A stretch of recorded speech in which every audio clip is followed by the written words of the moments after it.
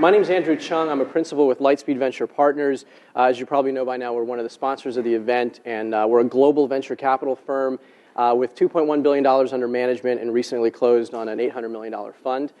Some of the investments that we've made recently that are of particular relevance here include RockU, Serious Business, or Friends for Sale, and Flickster. So the topic of discussion that I'm going to hopefully try to lead us through today is asynchronous gaming. As many of you in the audience know, asynchronous gaming as a concept has been around for a long time, starting back in the 50s with board games like Diplomacy to more recently things in the fantasy gaming world, fantasy baseball, fantasy football, etc. Whether it's back in the old days when I used to do it, Excel spreadsheets, phone calls, to the more modern methods in email or online community sites. So asynchronous gaming has been around for a while, and I'd like to call on a paper that was written in 2004 by one of the panelists from earlier today. Ian from Persuasive Games actually wrote a pretty seminal paper on the subject when he was as a professor at Georgia Tech on what an asynchronous game is, and proved to be very predictive as to how asynchronous gameplay would evolve in the social gaming world, which is what the subject of today's discussion is. And he defines 4 key elements in asynchronous gameplay.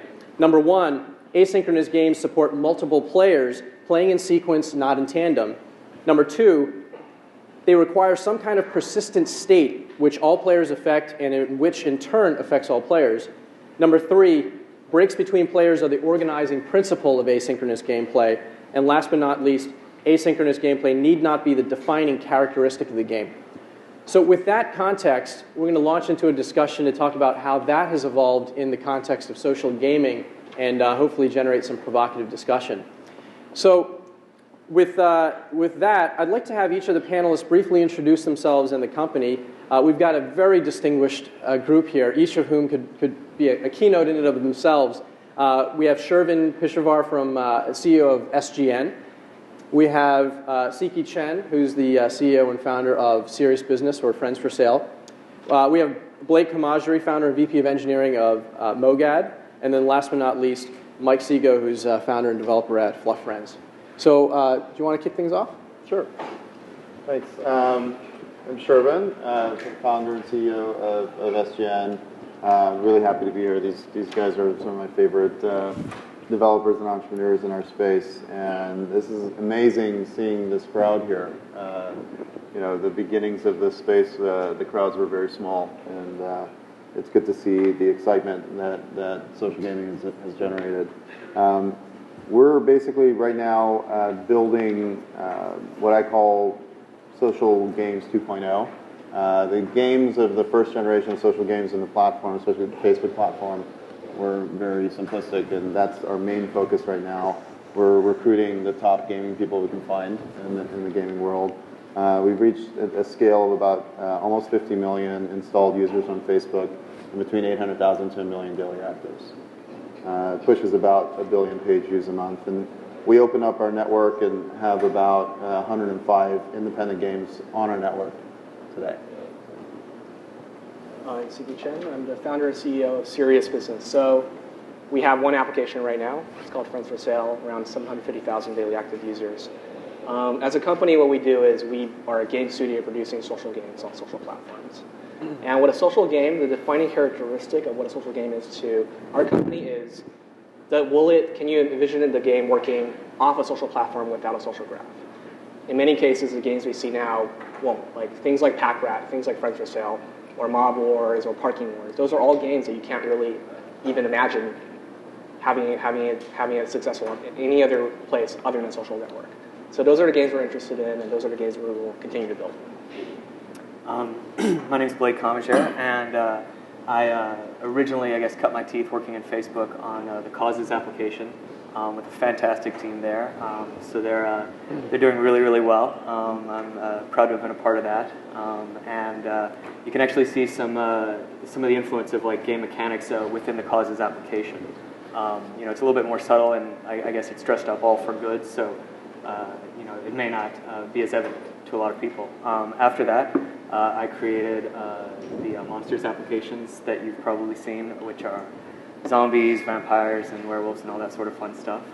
So I've been entirely dedicated and working on that for the last better part of a year. And I guess bringing it to the new platforms that have opened up besides Facebook. And I'm just focused on building and creating, making those even better games. They're pushing 27 million users now across all the social networks that they exist on. In terms of daily active, I don't even know what it's like these days, but it's ranged typically between 400 and 800,000 in a given day. So that's where I am. And I'm Mike Sego, and way back in the day I worked at Electronic Arts on the various Sims products, the Sims Online and the Sims console products. And then I went to work at Google on Gmail for a little while, but got drawn back into gaming when the Facebook platform came out and started making Fluff Friends, which is kind of an example of what an application would be like if you didn't really know what you were planning on building, but you just wanted to do something cute, and then you just didn't stop. So, the original premise was to put a cute animal on your Facebook profile, and I've continually responded to user feedback and getting very deep into seeing what the community is asking for, and then going back and figuring out what they really want, and developing out and fleshing out this virtual world for pets. And in doing so, I've taken many of the influences of what other applications have become popular, other things that are popular on the internet, and kind of fleshing out this virtual world centered around cute animals. And again, I'm Andrew with Lightspeed. The areas that I focus on with the firm include the eclectic mix of software, internet, and clean tech. Some of the areas that I'm particularly excited about right now, social gaming, of course, is one of them, SaaS, and carbon reduction technologies. So to kick things off, if we can just have each of the panelists talk a little bit about how the games that you're involved with fit the mold of an asynchronous game. We started with Warbook. That was our very first game, and it was definitely an asynchronous experience. Asynchronous game based on just strategy, and you have your soldiers and you build alliances, and it quickly. We launched it in August and it got to 15 million page views a day. And it opened our eyes as to what the potential for asynchronous games are and the levels of engagement that they have. And that was really the first experience. But there are multiple different games, obviously, with Friends for Sale. All of the games that we've created are asynchronous. We don't have any real, other than a few Flash games, synchronous games that you're playing with other people. So. Yeah, so Friends for Sale is, for you guys who aren't familiar with it, it's a game where you buy and sell people to be your pets. We designed it as a way, actually, of meeting cute people. So the idea is you have a market-based economy around people, and people who are valued higher based on supply and demand should be hotter. So it's worked out pretty good. And it is very asynchronous, right? If you get bought or you buy a person, you might get a notification saying, hey, you've just been bought, maybe 12 hours later, you come back, you react to it somehow. I think the asynchronicity of Friends for Sale is more of a byproduct. It wasn't actually intentionally designed. It's more of a byproduct of going after these social interactions where you interact with your friends. And the reason for that is because in a synchronous game, you really need a high collision rate, right? You kind of need to have at least 10 or a bunch of your friends online at the same time, and that's not true in at least in the Facebook social context. So it really has to be asynchronous, just almost by nature. Originally, I guess everything that I created was not designed to necessarily be an asynchronous game. It was simply designed to spread as quickly as possible. I mean, really and truly, I turned viral marketing into a game for the users. And it wasn't until after I had a fair amount of momentum that I shifted my focus to introducing more gameplay elements. And naturally, just given that I had already created an asynchronous experience, not necessarily a game, I thought it made sense to just continue down that path of providing users with a set of mechanisms that reward them immediately, but give them the feel that they're interacting with their friends, even though there is some delay between when you may interact with the friend's avatar and when they may respond. So yeah, it was really again like the asynchronicity was a byproduct of just what I'd already created. And I think with Fluff Friends, it's much more a function of the fact that Facebook is an asynchronous communication platform, and Fluff Friends is more or less a cute version of Facebook in that it has tried to emulate many of the things that make Facebook popular, except inside of this world where you take on the form of, or you adopt this pet and self-identify with this avatar that you can decorate. So a lot of the things that one would expect with when they're setting up their Facebook profile, they write about themselves, they set their status. Later, other people will come and see this experience, see what has changed, and browse around. And people are communicating with each other, but not directly through I'm sending you a message and then later you receive it. It is I'm just setting up my Fluffbook profile, I'm writing something on your Fluff wall, I'm setting my Fluff status, and generating all this content, which later, when whoever is going around and browsing, either the recipient or someone who just is viewing other friends' Fluffbook profiles, feels this experience, and basically in the exact same way that Facebook communication and social interaction is asynchronous, the game itself of Fluff Friends emulates that. So many of you talked about sort of the importance of the social map with your applications, and also being able to find enough critical mass online at a given time to actually play with your friends is not an easy thing. So how important do you think the social map is specifically for the notion of asynchronous gameplay? You know, one of the examples that I like to give is when I started playing Scrabulous, I went in there with the intent that I'm going to play with all my friends. You know, I'm going to search for active games, and as I started finding them, my friends actually weren't really active at all, and so I had to sort of default to strangers. And so I set up 20 games with all these strangers. I played for about 3 days and kind of realized it's not really great social interaction here, so I stopped playing. How does that dynamic work with your games, and how important is the synchronous element to making it more exciting to play with your friends? So that's a really good question. We started experimenting a little bit around basically auto matching engines, where the challenges are happening in an automated way, not just between your friends, but people who have similar skills. So, and I think that two chess players are going to have a more enjoyable experience if their skills are similar. So if you match them, they have a more enjoyable experience, even if they're not really part of each other's social graph. They might actually become friends through that experience. And I think we have to mine people's existing relationships, but also introduce them to new experiences with people who have similar skills. Another area, I think, Scramble, which is a Zynga game, it has asynchronous and synchronous. And I remember when I was on a panel with Mark, he said that about a third of the games are the synchronous games. So I think there's games that can be both in the same actual game itself. And it's going to be up to the users to choose when they want to use asynchronous mode or synchronous mode. I think asynchronicity in your game completely depends on what type of game you're building. There does exist a class of games that we're seeing emerging where the gameplay simply can't exist without that social graph.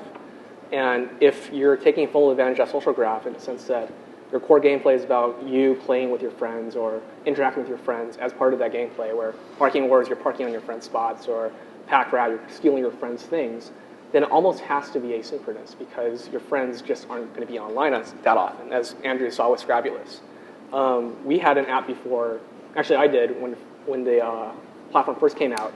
It's called Mafia, and if you're familiar with Assassins or Werewolves, it's just like a party game. Great game. Yeah, and the intention was that you would invite 10 of your friends and you all get together in this room and play.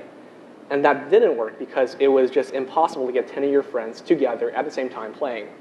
And so what we found is because Mafia is such a synchronous game, you had to play with strangers. And it's nowhere near as fun. Probably one of the reasons why it's not very popular among a lot of reasons. So I think there's a really strong correlation between the socialness of your game and how asynchronous it is, at least right now. Yeah, I think that's absolutely true in a lot of ways. What I've found is that the kind of like your best balance is to provide users with a mechanism not only to interact with their friends, but also a way to meet new people, because there's this balance that, and it is different for most users. What I found is that it highly correlates to their age group. So younger users seem to be a little bit more comfortable with meeting new people to interact with, and older people, we tend to be more focused on, okay, I want to interact and I want to play with my friends and that sort of thing. And that's it's not unusual. Everyone has kind of like this threshold. And I think of a good analogy. When you go to a party, the best parties you go to when you're 20 have a lot of people that you may not necessarily know but want to get to know because you have some type of common interests and a few of your friends, and that shifts as you get older because you're more interested in interacting with the people you already know, and the parties that you enjoy at 40 are very different than the parties you enjoy at 20. So I've seen a lot of that, and so what I've done is I initially made my focus simply like, okay, here's interacting with your friends, and there's really no other way to play the game other than doing that. What I've since done, as I realized users, I had a subset of users that were very vocal about wanting to meet new people and complaining, like Shervin said, I want to deal with someone in my skill set, in my area, and so I gave people a mechanism to meet people of similar skill sets and just to be social and communicate and meet new people, and that's I thought been a great way to kind of balance those two desires of people, which is I want to interact with my friends first and foremost, but I also want to meet new people, and everybody has their balance. So enabling users to kind of tap into both of those, they'll make sure that meets their needs by focusing on whichever part of your gameplay.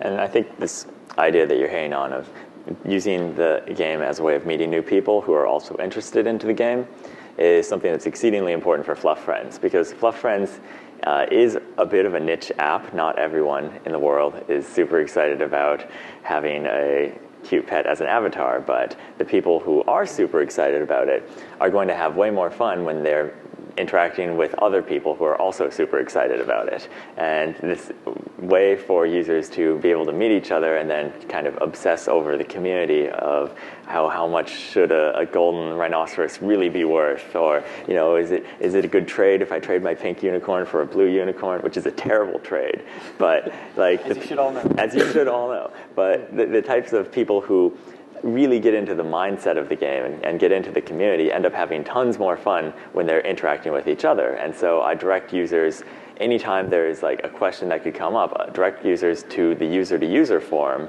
where I have 12 moderators kind of just helping foster this community, and people who really enjoy the application can kind of help contribute to it, write in-depth guides and things like that, such that it's not so much about just interacting with your friends, it's interacting with people who love the application. And that's really where the most social aspects from it come from. And these people end up often becoming friends, meeting in real life, or I got invited to a Fluff wedding the other day, so it's that sort of Fluff divorce. Yeah, that is the aspect of social that's not so much dependent on the social graph. Social graph helps serve as a starting point and getting some of your friends into it, but ultimately it is the people who love the application the most and find a way for me to connect them. And I wouldn't say that that's unique actually to social games. You'll see it that plays out in games like World of Warcraft. Guilds are huge, and if you're running a guild, like you have this responsibility, and it's really it's amazing how focused and committed and these users become. And again, like World of Warcraft, none of your friends are on it, by the way, so you have to make you have to establish this new all these new connections and this a new social graph on World of Warcraft. You have maybe one or two friends that'll play with you, but the rest of the time you've established these new relationships. And I think that's for that type of game, I perceive that as okay, that's a difficult barrier to overcome, from a distribution standpoint. But at the same time, when you've created this community that is dedicated to the game and not to their friends, you have this just users that are going to spend I don't know how many hours, but insane numbers of hours. I would guess 30 plus hours, sometimes a week. It's crazy how dedicated a user can become, even to an asynchronous game. We've all heard the stories about EverQuest, and you spent that was your full-time job for a year. Which you should all try at some point if you get a chance. But users will do the same with asynchronous games just because they become so devoted to this community. Yeah. Well, I think that was a really interesting exchange and pulls on a lot of different themes that I want to get a little deeper into. I think the comments that each of you made sort of illustrate that there's a spectrum of level of engagement among users. So one of the things about Facebook that's really exciting is you're appealing to the long tail of non-gamers, people who wouldn't identify themselves as hardcore gamers. And they sort of sit on the very asynchronous side of the spectrum, lower engagement, sort of dependent on having social interactions on there to really keep their interest. And then you move down the spectrum to the very hardcore guys. They're into the synchronous stuff. They don't really care if their friends are on it. They're looking for guilds of people who are like-minded, are obsessed about the game like they are. So my next question is about, in your experiences, how do you design your game or develop a platform to start moving people down the spectrum and get them more obsessed with the game and get them more engaged? Why don't we start on the other end so that you don't... So Mike doesn't get the last word. Yeah, exactly. Well, the way that I think of my users, like the tagline for Fluff Friends is create, share, and enjoy. And I think of my users in three separate ways. There's the creators who are kind of working together with me to build the application and creating fluff art, creating contests that they manage and run, creating the fluff fan groups and petting zoos and things like that, that benefit everyone. And then there's the people who share this experience that others that have created, and we'll go around feeding and petting and things like that. And then there's those who just come and enjoy it and are casual users and come visit. And you can also think of this as trial users, casual users, and addicted users.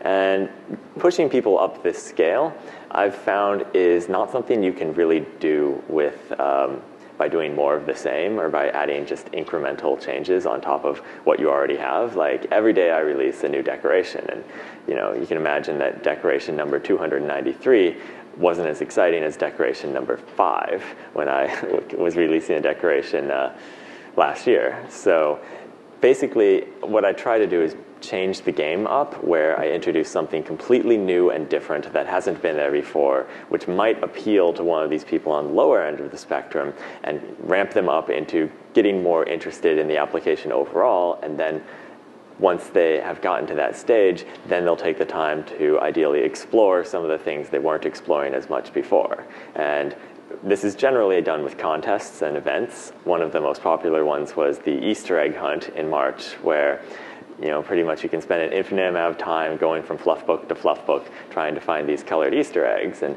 once you did, then they become part of the fluff economy, so you can decorate your habitat with them, you can sell them, barter, trade, and also those sorts of things. But people who previously didn't really take the time decorating their habitat, didn't take the time bartering or selling or trading, because they didn't take the time to go get items or things like that, really enjoyed hunting for Easter eggs. And once they had those eggs, then they were like, oh, well, I can do these other things with them too. So just hitting on new concepts of injecting new life into your game through some form of new gameplay works for Fluff Friends for the most part. Yeah, I can absolutely agree with Mike in a large way. One of the things I've found that you have to be careful with is, for those very casual, lightweight users that, to some degree, there's always going to be a subset of your user base that is never going to play beyond their 30-minute lunch break, because that's all the time they really have. And what I've found is, you want to definitely maintain a delicate balance between introducing new features and functionality and not presenting the user with too overwhelming of an experience, because, frankly, users hate to read, they hate to learn. That's not why I sit down and start playing a game. I've never read a game instruction manual in my life. I have no intent in never doing that. And I think as long as you don't, as long as you graduate and present things very slowly to the user and don't, overwhelm them with too much of an experience at the beginning, you'll find a lot of success in terms of graduating them up to those, to those more immersive, more valuable kind of experienced users that you want.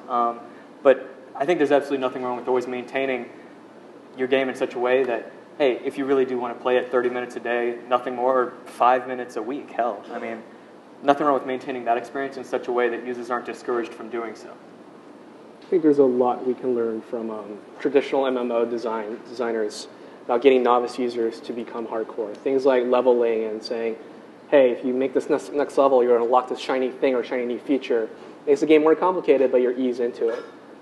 In the context of asynchronicity, this is more of an observation than any kind of design thinking.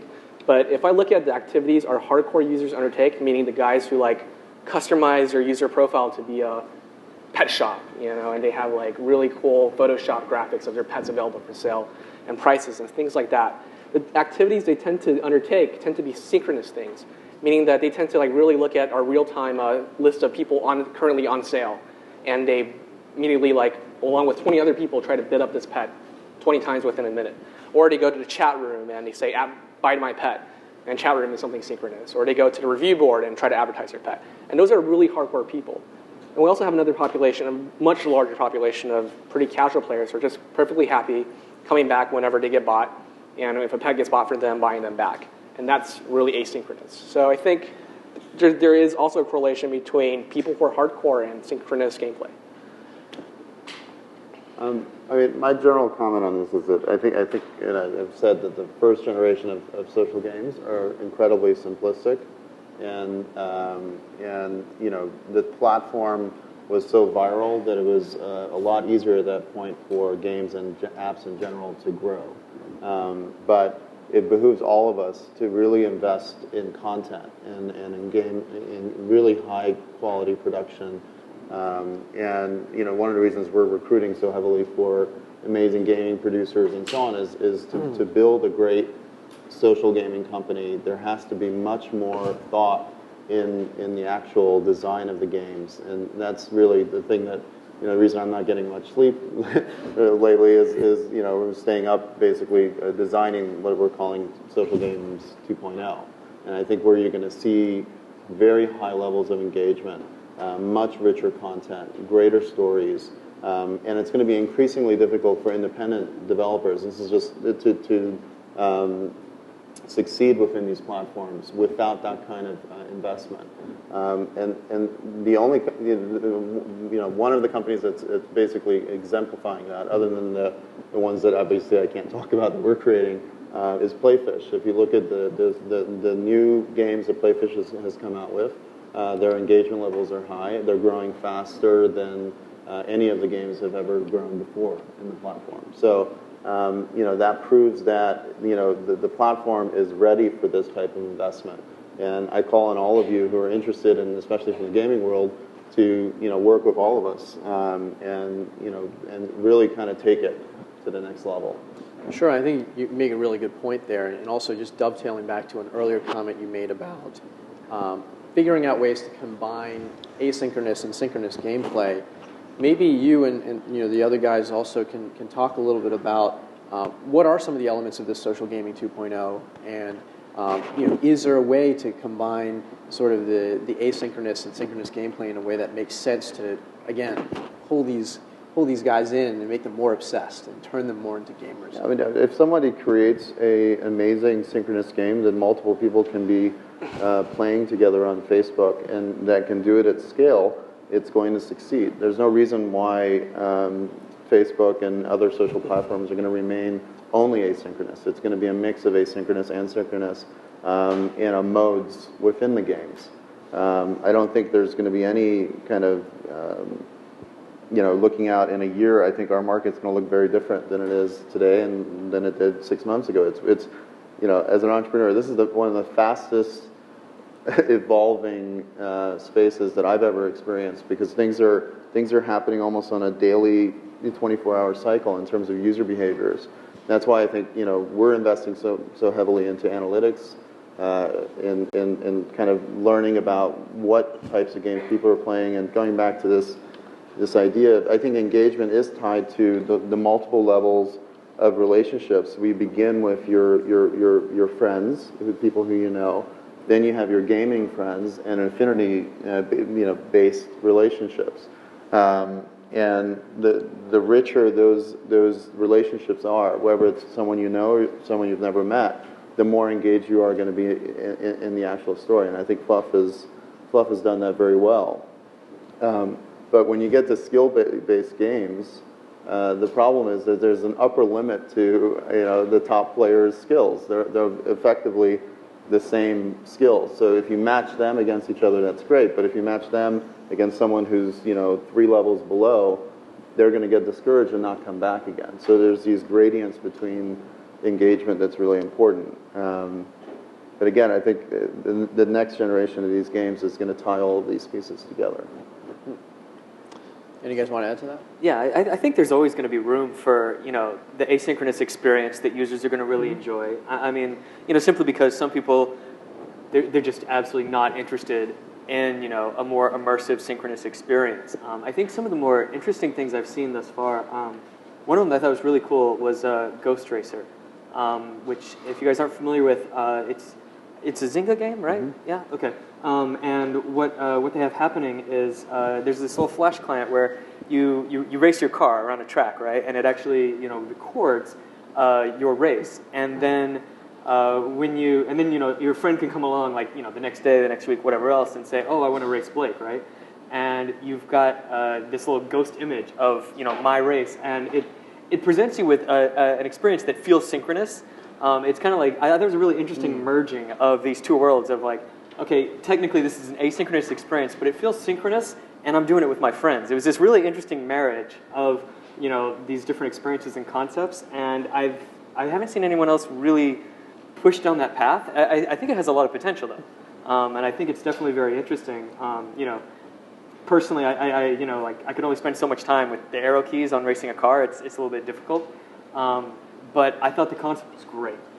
So I think, there are ways to kind of merge and, obviously, graduating a hardcore user base into a synchronous experience, is something that everybody can absolutely say, oh yeah, that's, an obvious path you can take. But I think there are these, kind of like these rough roads that you can still kind of explore and figure out ways that, if it doesn't actually create a true synchronous experience, it gives the illusion.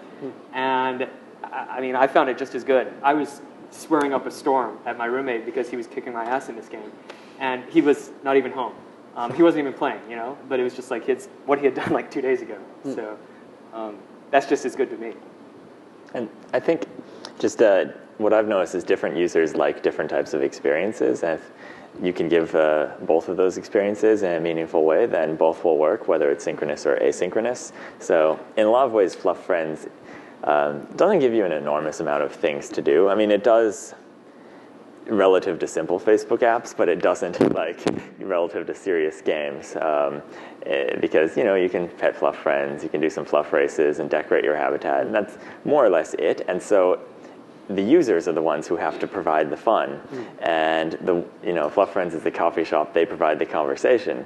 Where they provide the conversation, though, is something that ends up being more of a personal preference. Some people prefer the fluff form, and it's just you can post things and read things, but a fair amount of hardcore fluff addicts prefer the chat room. And in the fluff chat room, they'll ask each other fluff trivia questions, they'll share fluff links, and discuss other things fluff or non-fluff related, and prefer this synchronous experience of Fluff Friends with each other. And so I don't think it necessarily has to be one or the other, even within the same application. Yeah, I tend to agree with that. I mean, one interesting idea is if you ever played a Grand Theft Auto Theory series, whenever you unlock this giant new area of the map, it's a big accomplishment. You feel really good about it. And you kind of can imagine that same mechanic in a social game, wherein if you're just playing, you start off just playing with your friends, it's asynchronous, you're casually engaged. But at some point, you hit this level and you say, great, now you can interact with everyone. And because you have that new ability, it's interesting. But what's also interesting is because you have the capability to interact with everyone in your world, your gameplay becomes more synchronous because everyone, or at least a sufficient critical mass, is there for you to have a meaningful experience. So I think there's certainly ways to design both into a game. I love that Ghost Racer concept. That's really cool. Yeah, it was really interesting. Check it out if you haven't seen it. Well, it's interesting because I think it does, kind of taking a more historical view of it, it does build on one of the things that's made certain asynchronous games of the past really exciting, where, whether, you're doing snail mail to send in all of your turn-based moves to one centralized game master, and then all the guys do it at exactly the same time, at their leisure. It's a pretty cool experience. So that's cool that someone's done that. Yeah, Playfish is who has a bigger brain. Yeah. Great example of it. I mean, The gameplay is I keep on wanting to feel smarter than my friend. Right. And apparently all my friends are smarter than I am. I don't like it. That is frustrating. Yeah, it is frustrating. Well, it sounds like, one of the things that we're also hearing again and again is how we can pull people in and coordinate gameplay a little bit better so that we can create, whether it's an illusion of synchronicity or an actual synchronicity. And so one of the limiting factors for a lot of these casual games is just the amount of time that each of you have, whether it's time spent in front of the computer versus away, or time spent on Facebook versus MySpace, et cetera. So what are some of the things that you guys have thought about with your own sets of games to extend gameplay beyond Facebook? You know, whether it's through other applications, platforms, or through mobile extensions of your games, or SMS-based gameplay. Are there things that you guys have thought about or seen that you think might be interesting for some of the game designers out there? Yeah, I mean, at Warbook, we actually did text messaging-based moves already. So that was interesting. But I actually think mobile is a perfect platform for asynchronous games. And so, you know, looking at, you know, porting over successful games on Facebook and other social platforms into, you know, your phone graph, you know, people who are already in your phone list and that you can begin playing with is pretty interesting. And text messaging is effectively asynchronous. So I've always thought there's something interesting there. No one's really cracked the code on that, but I expect it to get cracked over the next year. So. Yeah, I agree completely with that. It's not something we've actually explored, but given that we want to build these games that can exist only where there are social graphs, probably one of the best untapped social graphs is probably either your email contact book or your phone address book. And also because you're always on a goal, asynchronous gameplay becomes really interesting. So I think there's going to be some good gameplay concepts being released. I don't know if we're working on it yet.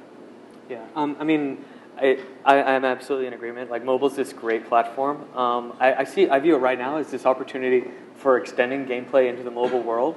I don't view it yet as, you know, a full platform, and that's, I think we can all thank the carriers for just destroying innovation in that market. You know, I mean, anybody that's ever done anything mobile realizes that, you know, you're completely just subservient to these carriers, and they do everything they can to prevent you from actually creating something interesting. And that's finally started to, like, I guess they've decided, you know, or maybe they've gotten actually, like, hired some people that are young enough that they have, you know, interesting ideas and have said, hey, you know, there's this incredible amount of money you're going to make if you actually allow people to innovate instead of, you know, trying to, like, own every single aspect of this experience. And I mean, you know, Google is on this mission, so is Apple. So there's going to reach this point where there's this critical mass of opportunity, and it's going to be awesome because, like, mobile is actually going to be able to, we're going to be able to catch up in America with Europe and Asia finally in terms of the opportunity and the interesting things you can do with mobile. And I think that's when it's going to really become a platform where you can have a game that exists only within the mobile space and is successful. I don't think, can anyone here name a single game that's successful in the mobile space right now? I don't know one. Tetris. Okay, how about a game that you know, is new? So I mean, yeah, like, Tetris is great and fun, and I mean, like, you know, there are those games that are, you know, like, I wouldn't say, like, oh, you know, mobile, like, enabled this new type of gameplay, right? I mean, you know, nothing against Tetris. I love it. It's great, but you know, there's nothing particularly fresh and exciting about it. Like, I'm not gonna, like, rush to my phone to play Tetris. It's kind of like, all right, I'm on my phone at the airport. I got nothing to do, you know, so I'll waste, you know, an hour. So, Area code. I'm sorry? Area code. Area code?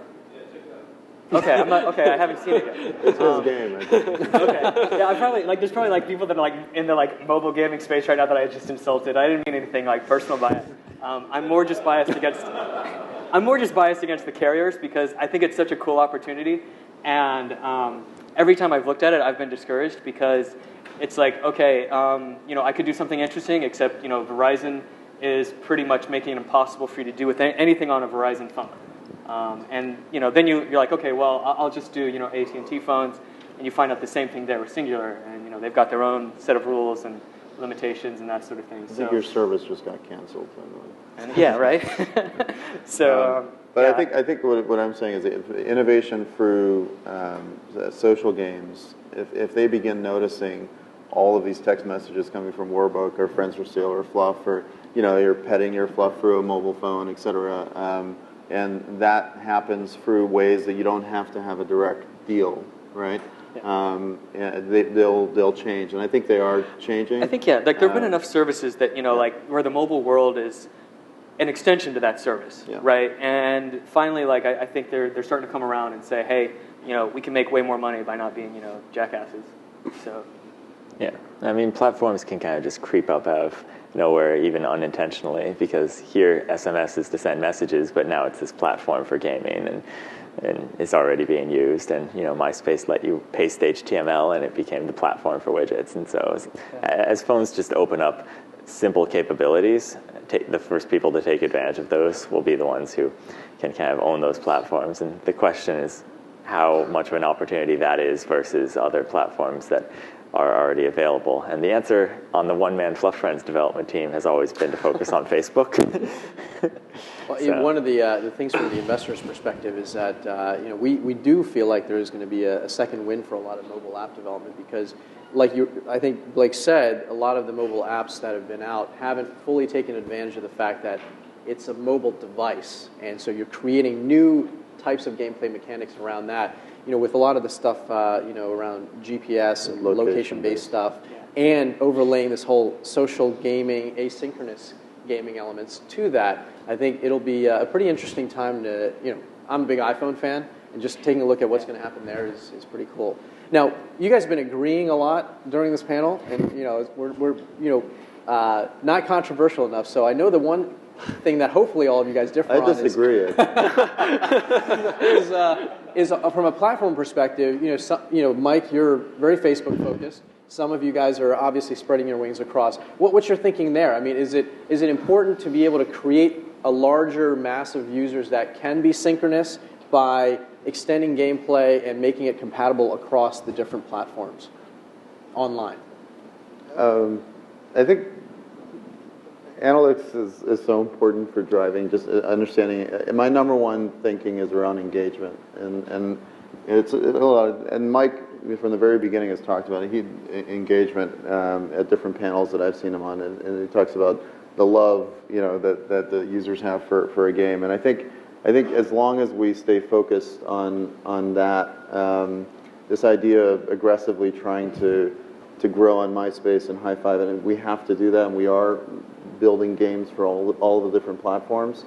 But I think it goes back to what I talked about in Social Gaming 2.0. It's about engagement, time spent, retention, and tracking that and investing in the content that keeps people coming back.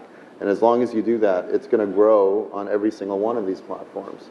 But taking what kind of 1.0 games and trying to spread that across different platforms doesn't compute. It's not logical for me. So there's some disagreement there. That's great.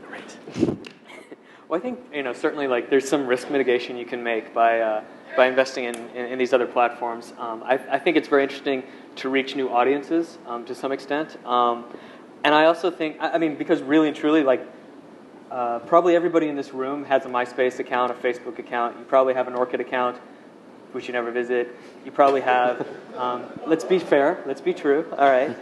Once a year. Yeah. Any Brazilians here? Yeah, exactly, right? So, the reality of it is that there are a lot of users that, how do they phrase it?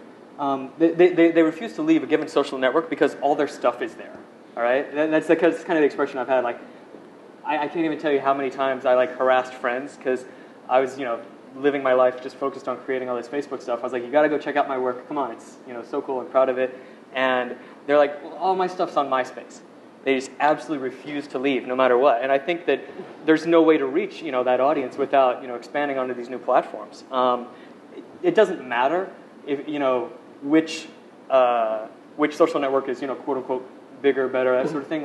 You have to have an enormous amount of gravity to pull a user that already has established a social graph on a given network to a new one. And it's almost like asking someone to change to a new email address. And I hate doing that. It's such a pain in the ass. And all my old emails are there. And yes, everybody in this room is very comfortable exporting and importing all their old mail. But try telling that to your grandma. That's a nightmare when you try to explain to grandma what exporting is. She'll never see as opposed to what vampires is? And, yeah. It's a lot easier when you explain, oh yeah, I'm working on fundraising for charities. The family loves that story. But no, so I think, there's certainly, you have an opportunity to reach a new audience. You also have an opportunity to mitigate your risk in that I mean, from the beginning, you've seen a lot of doomsaying about Facebook in terms of, well, what if Facebook decides to charge for every API call or something like that, which, by the way, is never going to happen in a million years. I don't work at Facebook. No one's ever told me that, but that would be the stupidest idea ever. So that's not going to happen. But in terms of like any changes that you are beholden to some degree to these other social networks and to these other platforms, and as they make changes, it can impact you in a positive or negative way. So I think that there's a lot of value you can build for yourself in mitigating that risk by saying, okay, well, I'm also on these other platforms, and if say someone does something horrible to stifle innovation on a particular platform, that doesn't take me down.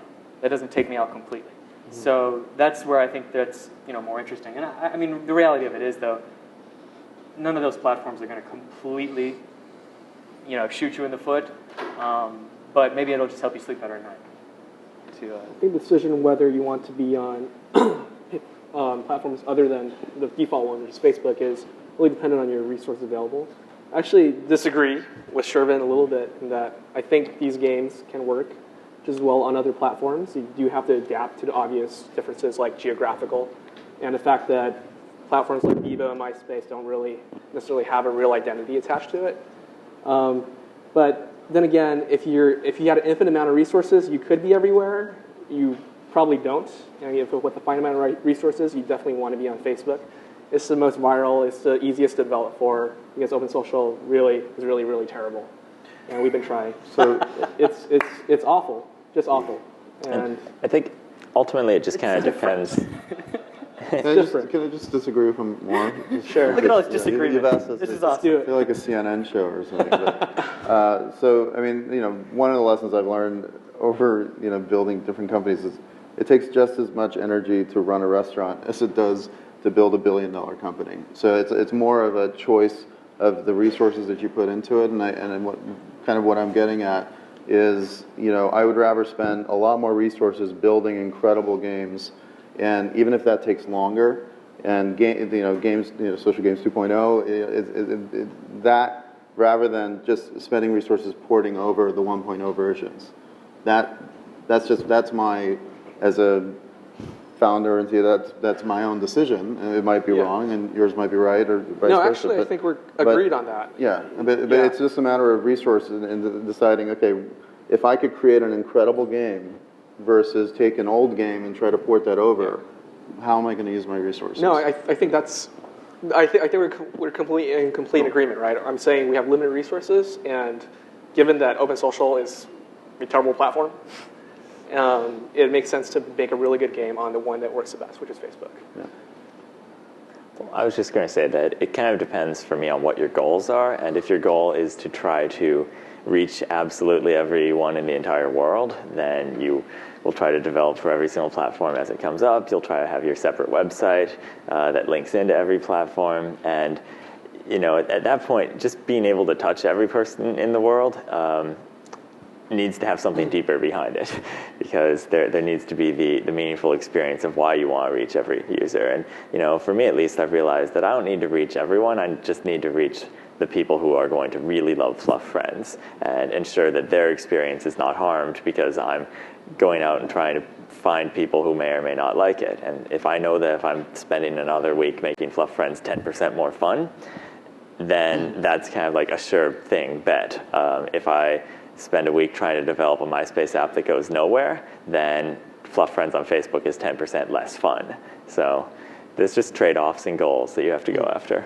But the exciting thing, Mike, is if one could arbitrage that experience, if you only need 1%, because you've publicly always said I don't really care about daily actives, I care about the people who really love this app and are engaged. Then the idea is if you can basically segment the market and figure out who really enjoys that experience, well, there's probably there's 100,000 or so, 150,000 or so people on Facebook that really enjoy it at this point. But there might be 1 million across the whole different, social platforms, et cetera. And how can you take, and arbitrage that and grow that small user base, but grow it across the whole web? And it's definitely hard with limited resources, right? I mean, I think everyone's in agreement with that. I mean, probably if everybody in this room could get every social network platform for free, after developing your Facebook app and they were 100% compatible, we'd all do it. Because it's just, it's really just how much work is it and how much time, it's risk reward. It's a trade-off every company, every individual has to make in terms of choosing what to work on. Personally, I've gone a different route than Mike, and I'm trying to be on more and more networks because I want to just, have irritated every person on the planet by the end of the day. Speaking of that, now that we've offended Orkut, Open Social, the mobile gaming companies, and the carriers, we'd like to open up the field to questions from you guys. Sir. I was just wondering how the introduction by Facebook of chatting functionality has changed your guys' thinking about synchronicity and asynchronicity. I think what we're all waiting for is a Facebook chat APIs and opening up so that we can actually use it in a way that synchronous games can be created using Facebook chat and integrating into the user experience. So that I'm excited by that, but we can't do it yet. Yeah, I haven't found that it's added anything to the experience yet. When it will be interesting, like Sherman said, is when they give you a mechanism to interact with it through your gameplay. I think it's got huge potential, though. Absolutely. I think one of the data points that it does illustrate is that it is very hard to get a synchronous experience with all of your friends. If you pop open the little chat button, the number of actual friends online at the same time that you'd want to be playing a game with, it's a pretty small percentage of all your total friends. So I think it illustrates the challenge of doing that. And I think Siki's earlier point about the correlation between asynchronicity and the social element in the game. Sir, in the back? Yell it out. Sorry, yeah.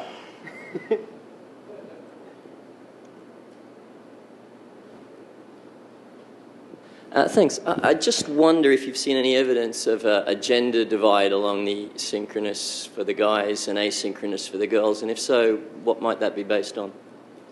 I don't want to lead the question. Maybe you haven't, but do you find the girls like the synchronous games, the asynchronous games more? I think the question is around whether there's a gender divide between people, like guys or girls, appreciating asynchronous versus synchronous games. If the girl doesn't like you, then asynchronous works a lot better. We do see that, but that's probably more as a result of what our game is, which is guys trying to meet hot girls. So the guys are going to be synchronous and active, and the girls are sitting back getting bought. So that's what we've seen. I'm not sure if that's true of the general Facebook gaming demographic. Yeah, I don't have enough data personally to answer it. But I would suspect that there's less of a gender divide and more of, I would think that there's probably more of an age divide, actually. I think that there's certainly something very intimidating about a synchronous experience that just because it really drives you towards meeting new people, more so than an asynchronous experience does. And I've just consistently seen in my data that you're not as receptive to that as you look at the older age groups. I think there's a question over there from that gentleman. My question was also along similar lines. How about just what's your favorite social game for women? Quick URL. Girls. Social game for women. Okay, it's definitely Fluff Friends. I mean, it's fun. Yeah, Am I allowed to say Fluff? I know what it is. It's Fluff Friends, it's Vampires, it's Friends for Sale, and Warbook. But no, I think really and truly, you've got a killer, Mike's got something like 70% female, is that correct? Yeah. Yeah. Fluff Friends is a great place to meet women, in case you didn't know. So go there and do that. If you were to ask me what is my favorite social game, I would say Pack Rat. Since you said women, I would say Friends for Sale. The way I'll answer that is the application from which I get the most invites from really cute girls is Little Green Patch. Good call. Off of Facebook, there's actually an Australian game that I saw it's called The Coolest Girl in School, I think. I don't know if anyone's seen that, but it's very popular amongst It's Australian? women. Yeah. I think one more question. Yeah. One last question. One right there. Awesome.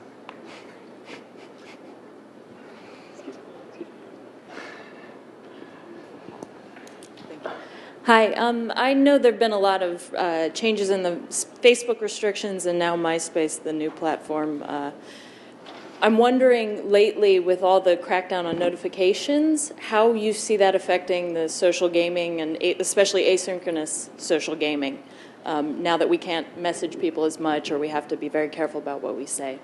This is the one, I mean, as you pour over kind of the actual data, because I think a lot of people are guessing and making assumptions about whether those changes are affecting the ability to grow. But I think in the social gaming space, if you just purely look at the numbers, it's the only arena that's actually growing, even within these changes. So if you look at Playfish games, if you look at some of the word games we've launched, like Bubble Words and Text Roll, those have grown. If you look at Zynga's recent word games like Pathwords, it's grown. These are all games that have launched in the last 30 to 60 days, and they're again growing faster than any of the games before in terms of daily actives incrementally per day. So yeah, I think that gives me a lot of hope about our space, because if we can actually grow in that environment as we invest more resources into taking the caliber of the games up and the stories and the game mechanics and bring people, because all of us are essentially social app people, and we need to draw from the incredible talent that is in the gaming world and to help build all of these different games and applications and bring more enjoyable experiences for people. Yeah, I think consistently what we've seen is that as these restrictions have come up, they're really focused around limiting and preventing abuse within the ecosystem. And there are always going to be people that whine about it, but ignore them because it's better for the ecosystem, absolutely, because if a user is overwhelmed with notifications, it dilutes the meaning and the value of the notifications that you can send. So really all you're doing is you're really like just removing a lot of the noise and a lot of the crap, and you're going to allow anything that's meaningful, creative, interesting to users to float to the top. So it's I mean, I would never ever be concerned about these restrictions that come about to prevent and limit abuse and that sort of thing, because it really just helps everybody that actually has a decent idea. Yeah, it really hasn't hurt us in particular. I mean, I think for a lot of the larger application developers, it hasn't hurt them because these changes are based on user response, and it just makes having good metrics systems that much more important. And also, just point out, like, people have been complaining about changes to Facebook since June. I mean, when they got rid of 600 invites, people said now it's impossible to ever be in the top 10, right? Yeah. And I think we're going to be saying the same thing about changes that happen a month from now, a year from now. Yeah, consistently that people have said, oh, it's over, yeah. Gold Rush is done, these 5 people or companies won, everybody else should go home. And then, a few weeks later, somebody releases something that's really great, creative, and interesting, and, everybody's calling those people saying, how'd you do it? And all they did was come up with a good idea. It's not at all, I mean, when you're in this mentality of how do I game the system, you're never going to make nearly as much progress as if you're trying to think of something creative and interesting and innovative. But all I'm saying is that the depth of the creativity and the depth of the idea is getting it's getting deeper. Yeah, and I mean maybe there's a higher bar now. Yeah, I mean there's a higher bar in that. terms of the actual content. I mean, I think that's a good thing too. Yeah, that's a great thing. Yeah. I think we're out of time. Let's give a hand to our great panelists up here. Hey, what's up, Jack?